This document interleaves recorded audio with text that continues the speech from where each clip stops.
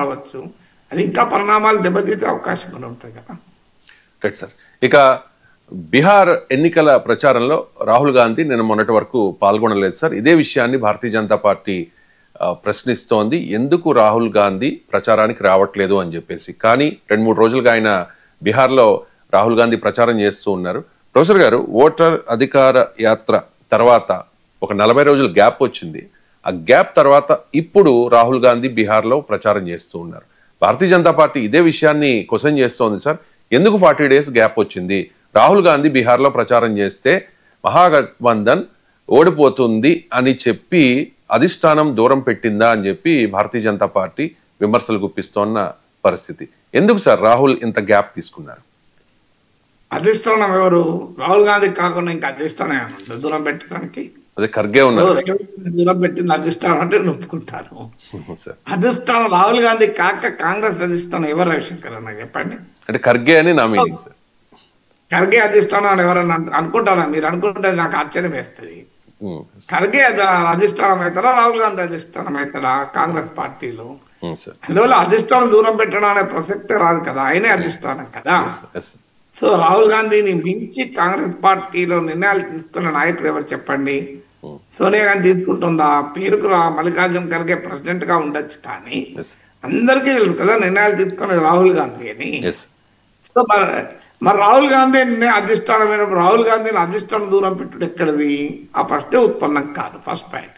రెండవ point, Rahul Gandhi Congress party రాష్ట్రాల ఎన్నికల్లో ఇక్కడే కాదు, మీరు కర్ణాటకలో, మహారాష్ట్రలో, హర్యానాలో అంతలా చూడండి.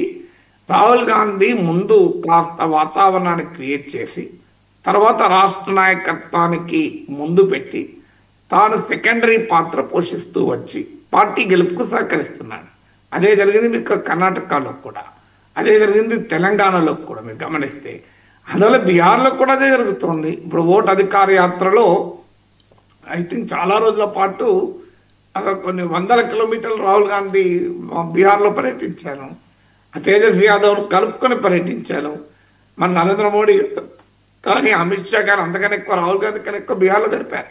అఫ్కోర్స్ వాళ్ళని పోల్చలేము, ఎందుకంటే Modi prime minister, home minister, Rahul Gandhi opposition leader.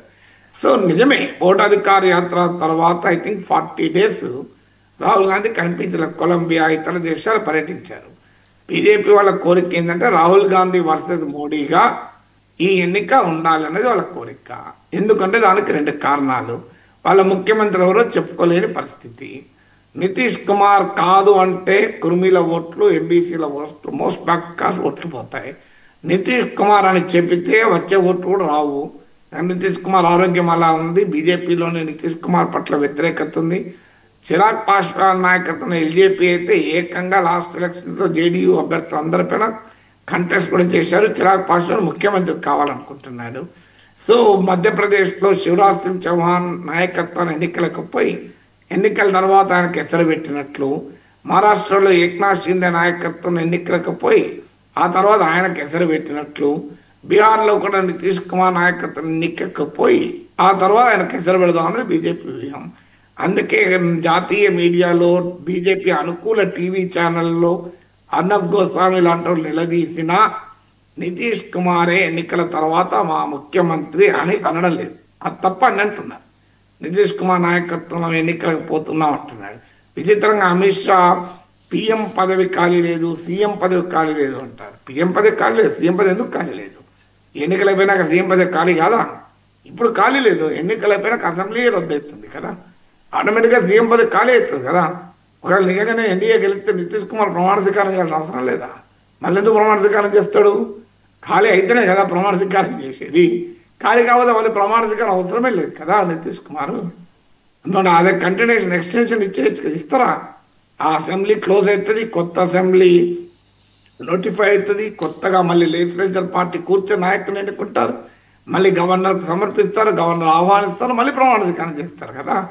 CM పదవి ఖాళీ లేదండి అమిత్ షా అన్నది ఎంత రాంగ్ ఆర్గ్యుమెంట్ అది.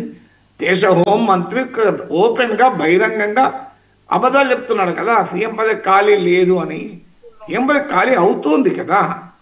నితీష్ కుమార్ మళ్ళీ సీఎం కావాలన్నా కూడా మళ్ళీ ప్రమాణ స్వీకారం చేయాల్సింది. ఎందుకు ఆ మాట మాట్లాడుతున్నారు? కారణం ఏంటంటే నితీష్ కుమార్ ముఖ్యమంత్రి అని సూటిగా చెప్పదలుచుకోలేదు. అన్నగోస్వామి తన షోలో 20 సార్లు అడిగాడు బీజేపీ ప్రతినిధి, 20 టైమ్స్ అడిగాడు. సూటిగా చెప్పండి అంటే అది తప్ప అన్నీ చెప్తాడు. సో దీన్ని మహాగఠబంధన్ ఉపయోగించుకోదలుచుకుంది. ఇది మొదటి కారణం. అందుకే రాహుల్ గాంధీ వర్సెస్ మోడీగా ఉండాలి. కారణం ఏంటంటే బీజేపీకి స్థానికంగా నాయకులు లేడు, బీహార్లో ముఖ్యమంత్రి అభ్యర్థి లేడు, నితీష్ కుమార్ను అంగీకరించడం లేదు. వాళ్ళకి ఆ గందరగోళం ఉంది కనుక మోడీని ముందు పెట్టి ఎన్నికల్లో గెలవాలనేది వాళ్ళ లక్ష్యం. కానీ మహాగఠబంధన్కు తేజస్వి యాదవ్ రూపంలో బలమైన నాయకుడు ఉన్నాడు. అందుకే వాళ్ళు తేజస్వి యాదవ్ నాయకత్వంలో ఎన్నికలకు పోతున్నారు. తేజస్వి యాదవ్ను ముఖ్యమంత్రిగా ప్రకటించారు. మేనిఫెస్టో పైన రాహుల్ గాంధీ ఫోటో ఎందుకు లేదు అంటారు. అసలు మేనిఫెస్టో దేనికది? అసెంబ్లీ ఎన్నికలకు మేనిఫెస్టో. అసెంబ్లీ ఎన్నికల మేనిఫెస్టోలో ముఖ్యమంత్రి పదవి కొరకు కదా ఎన్నిక జరిగేది, ప్రధానమంత్రి పదవి కొరకు కాదు కదా ఎన్నిక జరిగేది. రాహుల్ గాంధీ బీహార్ ముఖ్యమంత్రి కాలేడు కదా. మీకు గుర్తుంటుంది, తెలంగాణలో కూడా గ్యారంటీ కార్డుల పైన మీకు రేవంత్ రెడ్డి బట్టి విక్రమార్కలే కదా, పిసిసి అధ్యక్షుడు, సిఎల్పి నేత కదా సంతకాలు పెట్టింది. సో అందువల్ల రాహుల్ గాంధీని ముందు పెట్టాలి అన్నది కోరిక.